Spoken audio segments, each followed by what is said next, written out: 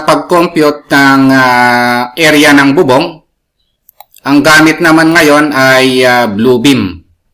Yung Bluebeam Review Estimate Program. Paano yung pag-compute yan mga boss? Ang unang step dito, no? So, kung magko-compute tayo ng area o kahit na anong susukatin dito, kailangan muna nating i-calibrate yung scale, no, ng plano. So, nandito lang yan sa Tools, Measure, Set Scale. Ayan, na. Tapos, ang gagawin natin, click natin yung Custom. Tapos, click natin yung Calibrate. Then, okay. O, pindutin natin yung mahabang dimension, no? Halimbawa, itong 10 meters. Yung dulo-dulo na dimension ng 10 meters na ito, pipindutin natin. Yung dalawang dulo. Hanggat maaari yung pinakamahabang dimension ang hanapin natin para i-calibrate. Pagkatapos ilagay natin dito kung ano yung sukat na pinindot natin doon. Halimbawa 10 meters yon yung dulo-dulo, no? Tapos kung nakapit ito, ilagay nyo sa meters, no? Kasi ang unit ng plano natin ay meters, no? Then apply scale, no?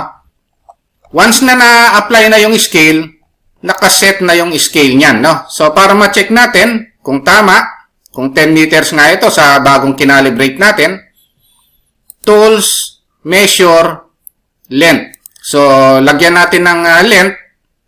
Sukatin natin yung length, no? Na kinalibrate natin. Click natin yung dulo-dulo. And then, click. So, lumalabas na nakapit ito, mga boss, no? Pero pwede naman nating i-adjust yung unit niyan. Ito siya. So, yung length, nakapit inch, ilagay natin sa meter. So, kung napansin nyo mga boss, ito, tama na yung kinalibrate nating scale. So, ibig sabihin, nag-equal siya dito sa dimension ng plano natin, no? Ngayon, ang susunod na gagawin natin, pwede na nating sukatin yung area ng roof, no? So, Tools, Measure, ang gagamitin natin yung area, no? Click natin. Tapos, i-click na natin yung mga points na gusto nating sukatin, no? So, click, click.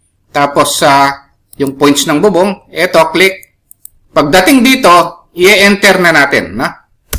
So, ito yung area ng bubong. So, hindi lang siya makita. Pag kinlik natin, pwede natin kunin yung font height, no? So, halimbawa, ilagay ko sa 10. O, ito yon. So, since naka-square feet pa siya, pwede nating i-adjust, no? Yung unit. Ilagay natin sa square meter, no? Ito yon. So, 49.26 square meter itong portion na ito, no? Yung area ng bubong na ito, iba pa yung pangalan niya, no? So, pwede nating palitan yan.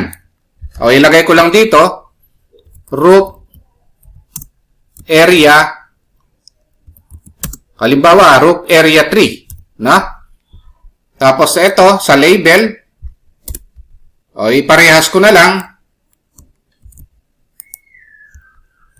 Ayan, na? Ngayon, dito, meron tayong importanteng ilalagay dyan. Itong pitch niya. Kasi, pag hindi natin nilagay yung pitch, no? 0/12 lang yan. Naka-flat lang yan. Halimbawa, 6/12. Pag in-enter ko siya, maiiba yan. Ayun, so naiba siya, oh. Ibig sabihin, naka-slope na yan, mga boss, no? Kanina kasi, nung hindi natin nilalagay yung pitch na yan, naka-flat lang itong area ito, no? Kaya, iba yung area pagka nilagay na yung pitch, no? Ibig sabihin, hindi lang yung lagyan ng pangalan, huwag niyong kakalimutan hanapin yung pitch na ito doon sa plano. Ngayon, ang gagawin natin para lagi na siyang ganito dito sa Bluebeam na gagamitin natin, pwede nating isave yan. Click lang natin itong properties.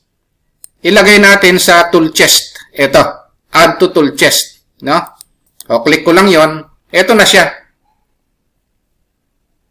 Ito, no?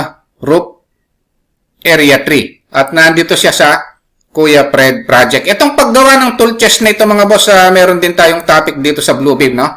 So, importante ito para hindi tayo set ng mga kulay, no? Text style, text height, no?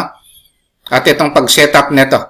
Tapos, kung susukatin ko ito, pipindutin ko na lang ito, yung tool chest na ito. Tapos, click ko na lang itong mga dulo-dulo. Kaparehas na nito, no? Yung magagawa natin. Yung setup niya. So, pagdating dito, enter lang natin. O, ito na yung area niya, oh. So, dito, i-click ko lang uli. O, kung susukatin ko yon, click, and then, pagtapos na, enter. Ayan, no? So, pwede na rin lagyan ito, no? Same procedure lang. Ayan yung pag-compute ng area ng bubong, no? So, ngayon dito, yung computation niyan, makikita naman dito yan sa may markups. Ito, o, pwede natin kunin yan. Control. Tapos, right-click. Ito yung legend, create new legend. Makikita natin yung kinompute natin yan, no? Dito sa may Bluebeam, no? So, madali rin naman gamitin. Ayan, no? Yung total area, no? So, 152.83 square meter, no? So, nandito yan sa legend, no? Ayan yung computation ng roof area dito sa Bluebeam.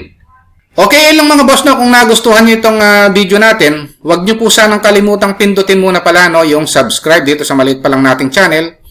Isama nyo na rin po yung like at saka notification bell. Thank you very much at God bless.